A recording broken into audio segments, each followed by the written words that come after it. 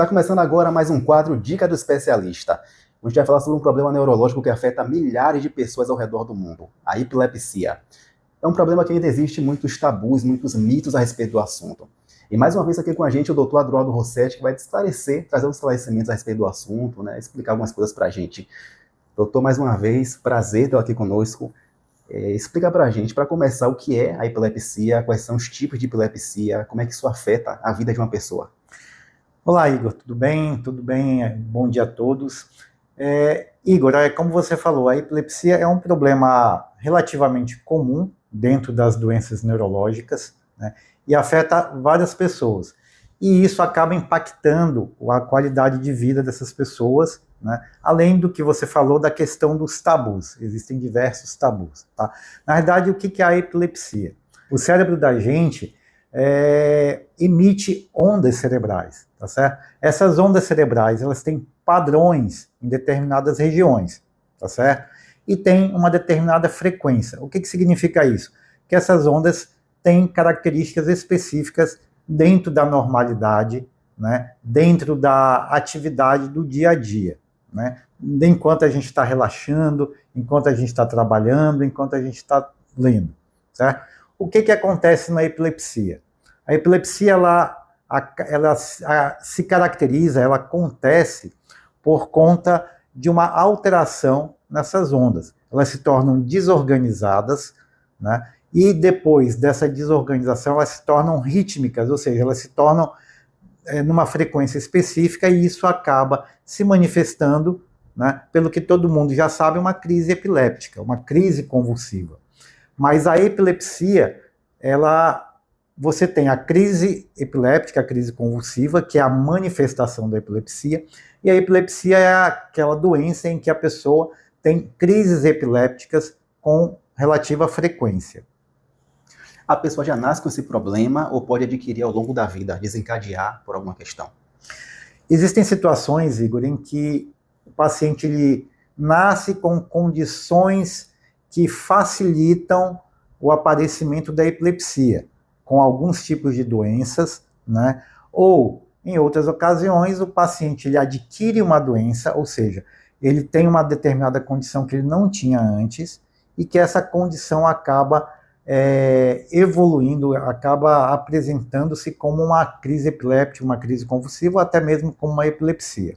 Né? Então, por exemplo, nós temos determinadas doenças na infância, principalmente infância e adolescência, que cursam com crises epilépticas. Né? Então, é aquela criança que em algum momento ela está bem, vem evoluindo direitinho, mas de repente ela começa a ter crises convulsivas, começa a ter epilepsia, e isso acaba afetando o desenvolvimento dela. Tá? E existe uma outra situação, por exemplo, um tumor cerebral, né? Ou uma hemorragia cerebral, onde o paciente que é previamente saudável, né, ele acaba tendo um tumor, e esse tumor ele se manifesta por uma crise convulsiva. Uma dúvida que deve ser de muita gente: se uma pessoa tiver uma crise epilética do nosso lado, o que fazer, qual medida tomar no momento para poder conseguir salvar essa pessoa rapidamente? Pronto, é uma pergunta muito, muito importante, Igor. Bom, o que você tem que fazer basicamente? Obviamente que você tem que manter a calma, tá? E ter o cuidado, para afastar os objetos que estão perto da pessoa, né? Se isso for uma crise convulsiva generalizada, né? Você afasta os objetos, protege a cabeça da pessoa. E não tem, Igor, aquela coisa, vou colocar alguma coisa na boca. Não pode colocar absolutamente nada na boca do paciente, porque, assim, pode, além de machucar, pode causar problemas sérios.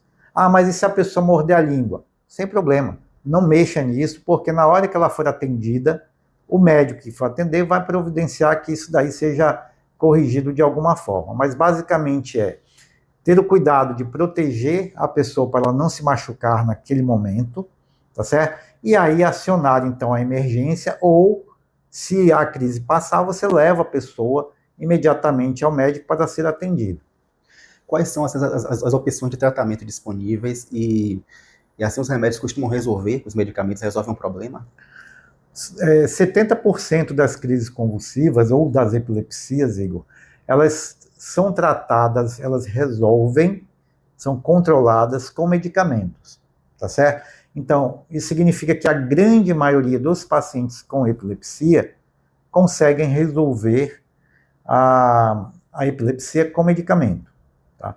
E um percentual pequeno, em torno de 30%, não conseguem controlar isso. É o que a gente chama de epilepsia de difícil controle, que é aquela epilepsia onde a pessoa toma uma, duas ou até mais medicações e não consegue ter um controle dessas crises.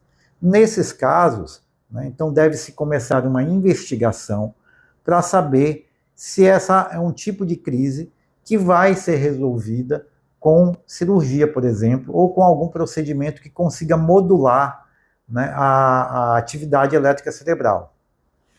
Depois que a pessoa tem um primeiro ataque epilético, fica sequelas? Como é que segue a vida dessa pessoa depois de ter esse primeiro ataque epilético? Pronto. O que acontece? As pessoas, quando têm epilepsia, ficam, obviamente, assustadas, tá certo? Mas a gente tem que entender que, após uma primeira crise convulsiva, né, normalmente não costuma deixar nenhuma sequela, tá certo?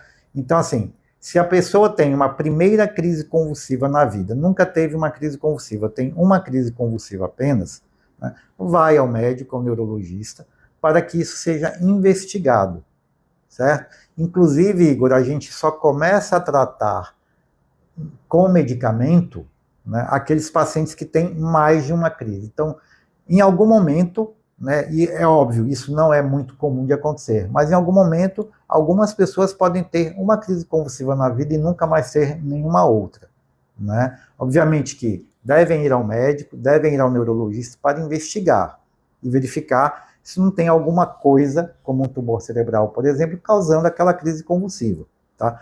Outras pessoas já vão ter outras crises com mais frequentes. Aí a gente chama de epilepsia, e a doença de epilepsia. E aí, obviamente, você tem que tratar isso. Existem algumas pessoas que, depois de uma crise, podem ter alguns sinais, que a gente chama de sinais localizatórios, que pode ser, por exemplo, um braço ou uma perna mais fraca, né? Ficar um pouco sonolento depois da crise. Isso são coisas que algumas vezes podem acontecer depois de uma crise convulsiva, mas num curto espaço de tempo regridem e a pessoa pode voltar ao normal. Caso isso não regrida, então tem que se investigar muito mais, porque pode ser uma coisa muito mais grave do que uma simples crise convulsiva. Pode ser uma hemorragia cerebral, pode ser um tumor no cérebro, pode ser um derrame, né? Então, nesses casos, aí tem que investigar. A epilepsia ela pode acontecer de uma forma silenciosa, que, por exemplo, AVC. A pessoa pode ter um AVC químico, um infarto também. A pessoa às vezes teve um infarto, só que não foi fulminante. A pessoa foi saber depois que fez o exame, que olhou as enzimas e tudo mais, que a pessoa foi saber que já teve um infarto na vida.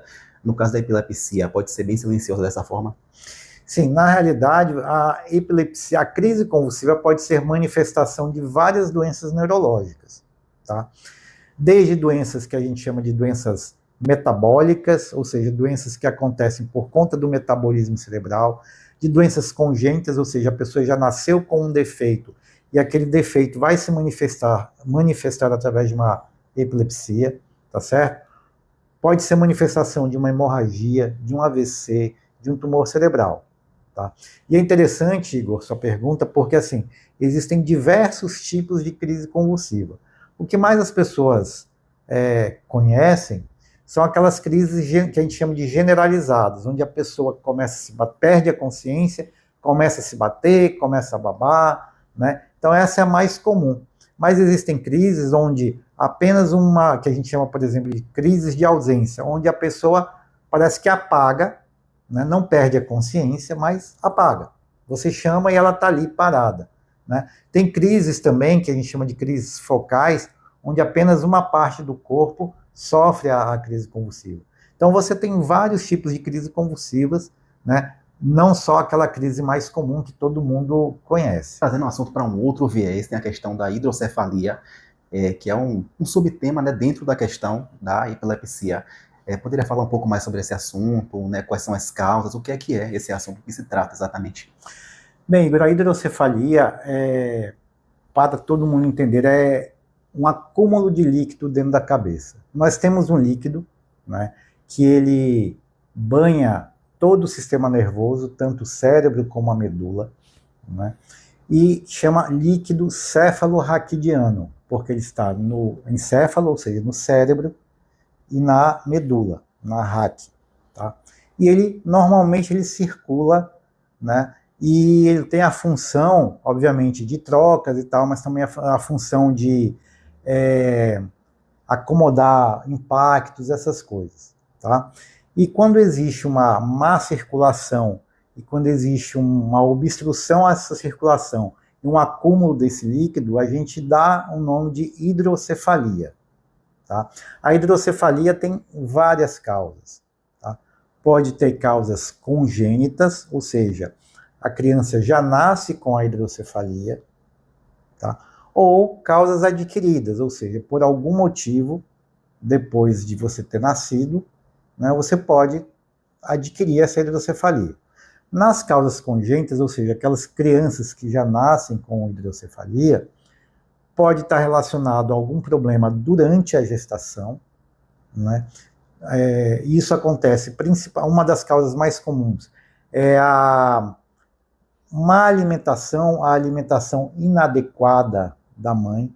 Então, determinados tipos de substâncias, principalmente vitaminas, acabam sendo ingeridos em menor quantidade, e isso pode levar à formação de defeitos que vão originar a hidrocefalia. Tá? Isso a gente está falando da hidrocefalia congênita. Naquelas causas adquiridas, nós podemos ter os tumores, nós podemos ter as hemorragias cerebrais, as infecções como meningites, né? E nos pacientes idosos existe um tipo específico de hidrocefalia, que é a hidrocefalia de pressão normal, tá? E que vai ser causada depois, já lá na velhice, por uma questão de uma dificuldade de circulação desse líquido. Você falou sobre a questão de vitaminas que podem agravar, causar um problema na gestação, né? De fazer uma formação da criança. O álcool poderia causar esse problema? Sim. Não, o álcool, né, a deficiência de ácido fólico, a ingestão ou uso de drogas, né, tudo isso, obviamente, vai interferir na formação do sistema nervoso, né, pode causar malformações cerebrais, e uma dessas malformações pode estar relacionada à hidrocefalia. E agora, voltando para a questão da epilepsia, depois que a pessoa passa pelo tratamento cirúrgico, quais são, o que é esse sentido, depois de passar pela cirurgia, quais são os impactos na qualidade de vida desse paciente? Depois de uma cirurgia de epilepsia, a cirurgia ela tem o objetivo de, pelo menos, controlar as crises. Isso significa que aquela pessoa que está sem controle com medicação, depois da cirurgia, ela passa a ter um controle. Esse controle pode ser uma cura, ou seja, a pessoa nunca mais vai ter e não vai mais precisar de medicação, ou outras vezes ela vai diminuir ou ela passa a ter controle usando a medicação, né? E aí não vai mais ter a crise convulsiva, mas vai precisar usar a crise convulsiva. Mas para uma pessoa que tem crises convulsivas, que não tem controle algum, né, o fato de você já ter controle, isso daí já é um benefício muito grande.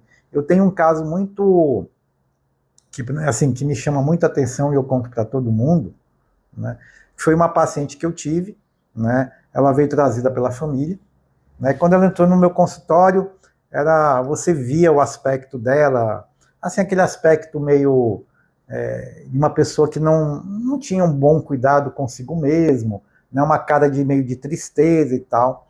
E aí nós operamos, né, ela tinha uma epilepsia de difícil controle, ela tinha uma alteração numa determinada região do cérebro, né, nós operamos, e na consulta de retorno para a revisão cirúrgica, a família chegou assim super satisfeita, super feliz, né, porque esse doutor a nossa parente está completamente diferente, ou seja, Revigorada. revigorada. Porque a epilepsia, muitas vezes, ela causa algumas alterações de comportamento, né? A própria epilepsia causa isso. E na hora que você resolve este problema, a pessoa muda, né? Então, esse caso me chamou muita atenção porque foi bem característico. No momento em que nós operamos e que resolveu aquele problema, né, você viu a mudança de comportamento, mudança de personalidade da pessoa, né? Não significa, obviamente, que todo quadro de depressão, de alteração de comportamento está relacionado à epilepsia. Mas nesse caso específico, sim, estava, né? Então foi um caso assim que eu fiquei muito feliz com o resultado, e obviamente que o paciente e a família também ficaram muito satisfeitos. Dores de cabeça constantes, assim, uma dor de cabeça muito forte, constantemente, pode ser indício de uma possível epilepsia que pode acontecer no futuro? Olha, a dor de cabeça, nós já conversamos uma outra ocasião sobre dor de cabeça. A dor de cabeça em si, ela não é causa de epilepsia, mas você pode ter condições que causam dor de cabeça, certo? E que, eventualmente, se não forem tratadas lá na frente, podem causar epilepsia. Por exemplo, um tumor cerebral, que muitas vezes começa se manifestando com uma dor de cabeça, né? E se não for tratado, lá na frente pode ter uma crise convulsiva, pode virar uma epilepsia. E assim, qual mensagem o senhor deixa para quem tem esse problema de epilepsia, ou para quem tem uma pessoa na família que tem esse problema, um amigo próximo? Qual mensagem você deixa para essas pessoas? Assim? Olha, todo paciente com crise convulsiva ou com epilepsia tem que ser acompanhado por um neurologista, né? E não precisa ter vergonha, não precisa diminuir a sua autoestima, porque a epilepsia ela tem tratamento, né? Ela tem controle. Então, se você pensar dessa forma, você usando a medicação da maneira adequada, seguindo a recomendação do seu neurologista, você vai ter um controle e você vai ter uma vida absolutamente normal, podendo fazer atividade física, podendo ir para os lugares. Obviamente que existem determinadas condições que você precisa respeitar, né? Não se pode, por exemplo, usar medicação anticonvulsivante e tomar bebida alcoólica, usar uma droga, porque isso daí vai interferir no tratamento da epilepsia, certo? Mas você seguindo as regras, usando a medicação da maneira adequada e a medicação sendo eficaz, a sua vida é completamente normal. Então, fico grato por todos os esclarecimentos, né, por tratar desse assunto, que com certeza vai ajudar muita gente, né, a entender melhor sobre a questão da epilepsia. E quem tem um parente na família, tem um amigo que sofre dessa questão, vai entender melhor como lidar com essa questão. Então, é um prazer estar aqui conosco mais uma vez e muito obrigado. Viu? Até logo, muito obrigado, Igor.